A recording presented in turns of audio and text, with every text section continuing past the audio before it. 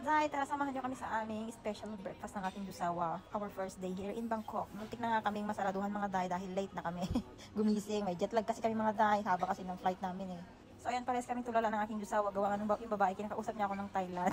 Akala niya Thailand ako, sabi ni jusawa, no, she's a Filipina. Dahil nga magkuklose na sila mga day, sabi ng babae, mag-order na lang kami, tapos isi-service na lang kami. Tapos sabi ni jusawa, i-upgrade niya yung view para naman daw ma-enjoy ko, diba? Bongga, saan ka pa? So, ayun na nga mga day, oh, this is our best view, oh, diba, bongga. It reminds me, Philippines mga day, so I can't wait to go home, oh, diba, love it. So, ayun nga mga day, bumalik yung aking jusawa sa kwarto namin dahil nga bawal daw yung nakasando, diba, daming bawal. Eh, diba, kasi nga plano namin sa beach lang kami mag-i-stay, so walang dalang masyadong t-shirt ang aking jusawa, o kahit naka-short lang siya. So, mamaya pupunta kaming mall malapit, so magtitingin kami ng pants niya. Kasi, kadalasan daw sa mga tourist spot dito, bawal yung shorts, so kailangan bumili.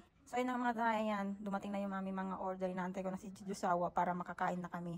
So ayun na nga, finally mga day, pinalitan na niya yung sando niya.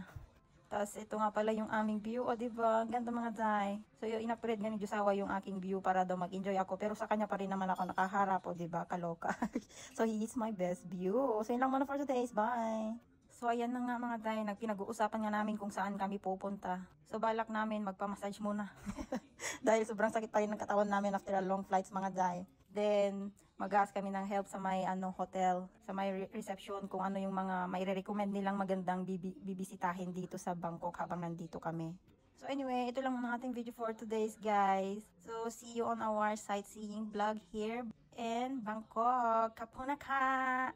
Yan lang yung alam ko dito guys na salita nila. Tsaka yung sawadee ka! Charot!